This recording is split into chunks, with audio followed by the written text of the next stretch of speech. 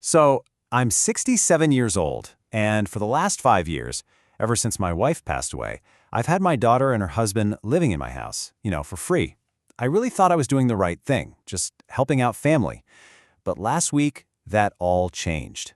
It all blew up over a simple electric bill. Yep, those were her exact words. An ultimatum. Screamed at me in the very kitchen I built with my own two hands. She demanded I pay $5,000 a month in rent, or she was going to throw me out of my own home, my own daughter. I could see it on her husband's face, this smug little look. They thought they had me trapped, just some lonely old man who'd have to cave and pay their ridiculous demand. They had absolutely no idea what a catastrophic mistake they had just made. Now look, this whole thing didn't just come out of the blue.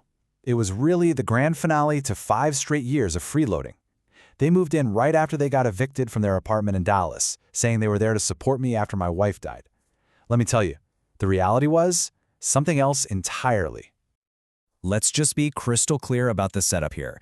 I paid for literally everything. You see this list? That $18,000 a year in property taxes? Me. The insurance? Me. Every single utility bill, all the groceries, all the repairs around the house? All me. I even bankrolled their so-called emergencies, like a car repair that somehow turned into a diamond necklace for Emily. And what did they bring to the table? They called it emotional labor. Yeah. And after all of that, this was their big solution. $5,000 a month. That's the fair price they decided I should pay to keep living in the house that I paid off completely back in 2005. I mean, the sheer audacity, it was just breathtaking. But this is what really just broke me.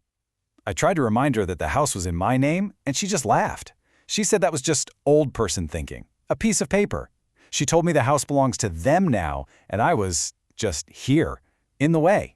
And right there, in that moment, I knew the daughter I raised was gone. She was replaced by this cold, entitled stranger. So what did I do? Did I argue? Did I beg? Nope. I just nodded my head, very calmly packed one suitcase, and walked right out the front door. I could hear them celebrating as I left, thinking they'd won. They had no clue that my wife Carolyn and I had put a secret fortress in place years ago for a situation just like this. You see, this slide really gets to the heart of it. What they saw was a weak, dependent old man they could just push around. An obstacle. But the reality? Oh, the reality was so different. I was their landlord. And more than that, I was the sole lifetime trustee, the one and only person with complete and total control over that property. And here's the secret weapon, the irrevocable trust. 10 years back, my wife, my smart Caroline, insisted we go see an estate lawyer. We built this legal fortress, transferring the house out of my name and into this trust. Basically, it means I control the house, but I don't technically own it. So Emily had zero, and I mean zero, legal claim to it. Her ultimatum just turned her into a squatter whose invitation had just expired. Now, before I did anything, I needed to know why. This felt like more than just greed, It felt like pure desperation. So I checked into a hotel downtown, called my lawyer, Henderson, and told him to hire a private investigator. I had to know what they were so damn afraid of. The PI's report came back in 48 hours, and wow, it was staggering. The first number he found was $210,000. That's how much debt they were in. We're talking maxed out credit cards, luxury car loans they had no business taking out. They were completely drowning. But this was the real bombshell. Turns out, Mark wasn't laid off from his job 8 months ago. No, he was fired for embezzling $50,000. The company told him he had till the end of the month to pay it all back, or they were filing criminal charges. The guy was looking at serious prison time. And that's when it all clicked. This shows you their real plan. The $5,000 in rent was just the threat. Their real plan was to trick me into signing papers for a home equity loan. They were going to bleed the house dry, pay off Mark's debt, and leave me, an old man, holding the bag. They weren't just trying to get money out of me, they were trying to frame me to save their own skin. And that was it for me. Any shred of doubt I had just evaporated. I called my lawyer right back and I gave him the order. No traditional sale, no open houses. I told him to call an iBuyer, one of those investment firms that makes instant cash offers, and sell it, sight unseen. I wanted it done fast, and I wanted it done clean. Henderson warned me, I said I'd probably take a big hit, maybe 15 or 20% below what it was worth. I told him straight up, I don't care about the money. I care about the principle of the thing. A firm called Austin Property Ventures came back with a cash offer of $940,000. I told him to take it. Done. Now these new owners, Austin Property Ventures, they don't mess around. They're not sentimental.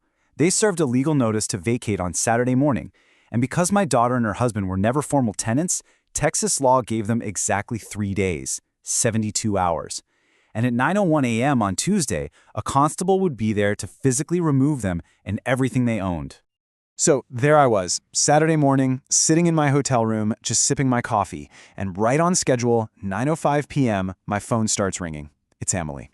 I let it go for a few rings, took a deep breath, and then I picked up, to the sound of her absolutely shrieking.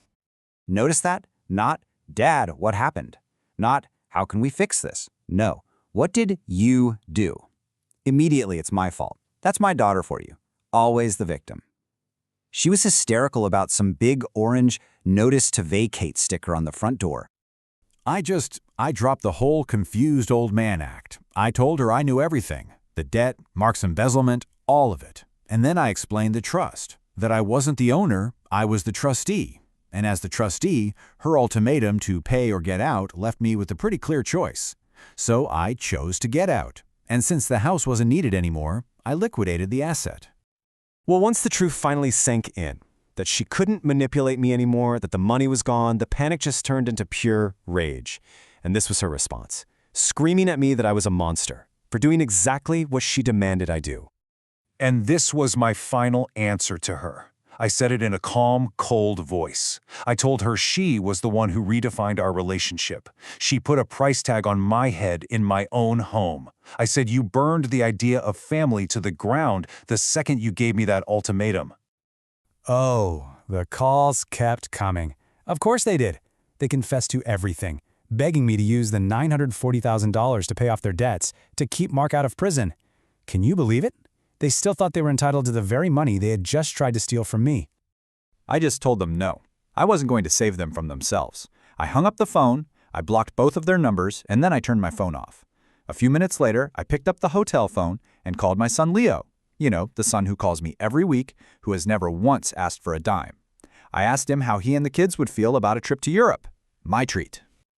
In the end, this whole mess boils down to one simple, fatal mistake. My daughter and her husband confused my kindness for weakness. They mistook my silence for stupidity, and they learned far, far too late that respect has to be a two-way street. So let me ask you, what's the biggest lesson you take away from all this?